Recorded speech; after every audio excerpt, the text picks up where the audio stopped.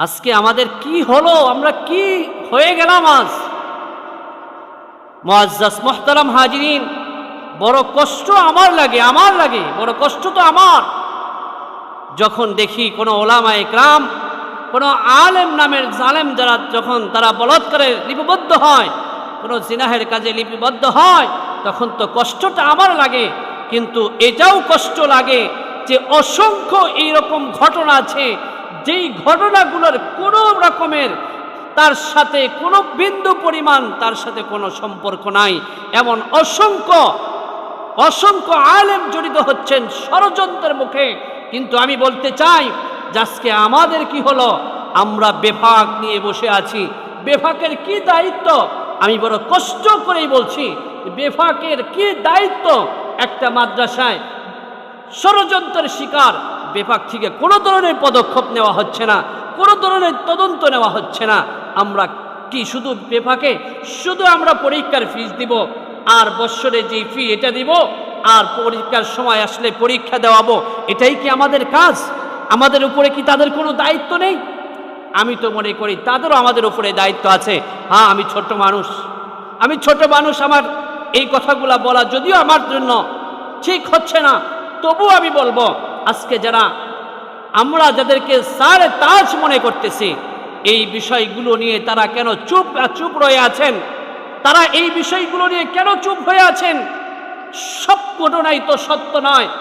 আমার জানা মতে 2-3টা ঘটনা তো এমনি আসছে, যেরকম ময়মনসিংহ বালুকার একটা ঘটনা, যে ওইটার কোনো সাদোষ ছিল না, শুধুমাত্র একজন নেতা তার প্রভাব খাটানোর জন্য চেষ্টা করেছিলেন একজন মেয়েকে জবরদস্তি করে, তাকে ভয় ভীতি দেখিয়ে তাকে এই কথা বলতে বাধ্য করা হয়েছিল যে তুমি এই কথাগুলা বলবে যে হুজুর তোমাকে তোমার গায়ে হাত দিয়েছে।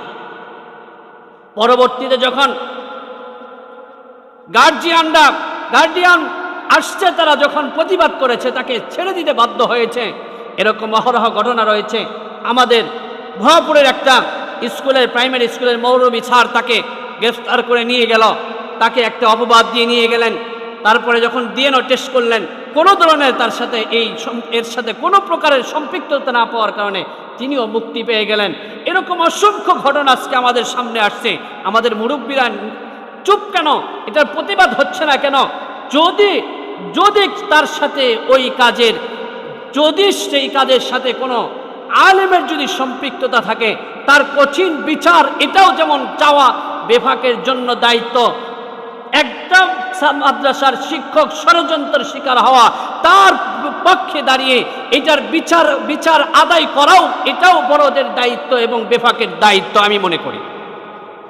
মুআজ্জাজ মুহতারাম হাজিরিন, আজকে অসংখ্য অগণিত ঘটনা স্কুল কলেজে হয়, শুধু মাদ্রাসায় হয় তাই না। মাদ্রাসা যারা করে, আমি বলি, আমার পক্ষ থেকে আমার চাহাত, আমার মনের যেটা তামান্না, যারা এই ছাত্রছাত্রীদের সাথে অনৈতিক কাজে যারা লিপ্ত হয়ে যায়, আমি বলবো যদি তাদের সাথে এরকম কাজের সম্পৃক্ততা পাওয়া যায়, তাদেরকে প্রকাশ্যে ফাঁসি দেওয়া হোক। এর মানে এই না যে একজন হুজুর নামের একজন কলঙ্ক সে করবে আর প্রতিষ্ঠান বন্ধ হয়ে যাবে। তাহলে তো আগে ঢাকা বিশ্ববিদ্যালয় বন্ধ করা দরকার, তাহলে তো আগে জাহাঙ্গীরনগর বিশ্ববিদ্যালয় বন্ধ করা দরকার। এই সমস্ত কলেজে মারামারি, খুন খারাপি, রাহাজারি, চিন্তায় এমন কোনো কিছু নাই যে হয় না, এগুলো বন্ধ হয় না কেন তাহলে? হ্যাঁ, আমি মনে করি বেফাকের যারা দায়িত্বশীল আছেন, আপনারা আমাদের সারে তাজ, আপনারা আমাদের মুরব্বী, আপনারাই তো আমাদেরকে দেখবেন, বিপদে পড়লে আমাদের পাশে তো আপনারাই দাঁড়াবেন।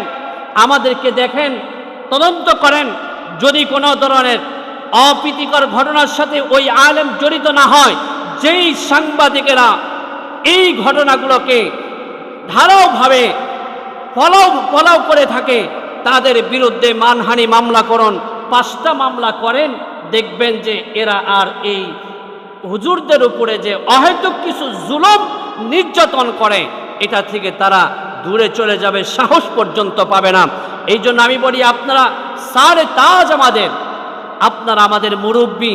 আমরা বিপদে পড়লে মুরব্বীকে যদি পাশে না পাই, আমরা যদি অপরাধী হই, সেটার বিচারও আপনারা করবেন। আমরা যদি অপরাধী না হই, সেটার বিপক্ষেও যারা এই কাজগুলার সরাচ্ছেন, তাদের বিরুদ্ধে এটার পদক্ষেপ নিয়ে তাদের উপযুক্ত বিচারের আওতায় আনার জন্য চেষ্টা তো আমরা আপনাদের কাছেই আশা করি।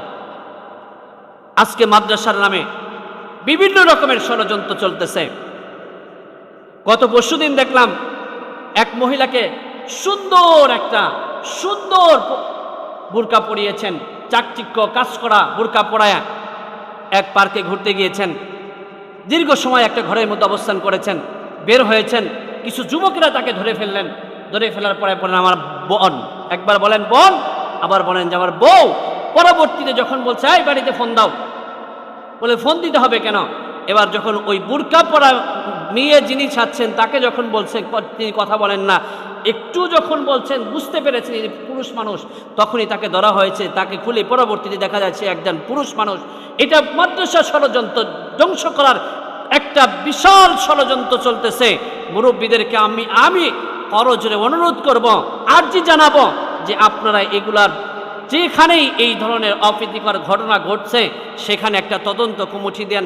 যদি সেই আলেম জড়িত থাকে তাহলে তার উপযুক্ত বিচারের দাবি আপনাদের মাধ্যমেই আমরা কামনা করি। এবং সে যদি নির্দোষ হয় তাহলে যারা তার মানের হানি করিয়েছেন, প্রকাশ করেছেন, পত্রিকায় প্রকাশ করেছেন, চ্যানেলে প্রকাশ করেছেন, তাদের বিরুদ্ধে মানহানি মামলা দিয়ে তাদেরকে এই একজন আলেমের মানকে নিয়ে টানা হেঁচড়া করার জন্য উপযুক্ত শাস্তির ব্যবস্থা আপনারা করবেন। এটা আপনাদের কাছে আমাদের চাওয়া। মুআজ্জাজ মুহতারাম হাজির, এটা আবার কষ্টের কথাগুলো আপনাদেরকে বললাম। অনেকেই তো মনে করে একই ভিডিও, 10 বছর আগের ভিডিও এখন ছাড়তেছে। বিভিন্ন ধরনের ফেরকা, হিজবুত তাওহীদের এক বিশাল ইমান বিধ্বংসী এক ফেরকা, যেটা মুসলমানদের ইমানকে নিয়ে ছিনিমিনি ফেলছে, নারীদের লেলিয়ে দিয়ে দিতেছেন, পুরুষদেরকে যুবকদেরকে ধ্বংস করার জন্য। তাদের বিরুদ্ধে ওলামা একরাম যখনই সোচ্চার হয়েছে তখন তারা সেই 10 বছর আগের ভিডিওগুলো নিয়ে তারা আবার নতুন করে পোস্ট করে বলতেছে অমুক জায়গায় এটা হচ্ছে, এই যে হুজুরা এটা করতেছে। হ্যাঁ, আমি বলি করতেছে যে এটার অবশ্যই বিচার হোক, বিচার করেন, এটার পক্ষে আমরা। কিন্তু যেটা জড়িত না এমনটার বিচার যারা প্রচার প্রচারণা করে এদের বিরুদ্ধেও পদক্ষেপ নেওয়া আমাদের দরকার। আল্লাহ পাক রব্বুল আলামিন আমাদেরকে তৌফিক দান করুন। ওমা তৌফিক ইল্লা বিল্লাহ ওয়া আখির দাওয়ানা আনিল হামদুলিল্লাহি রাব্বিল আলামিন।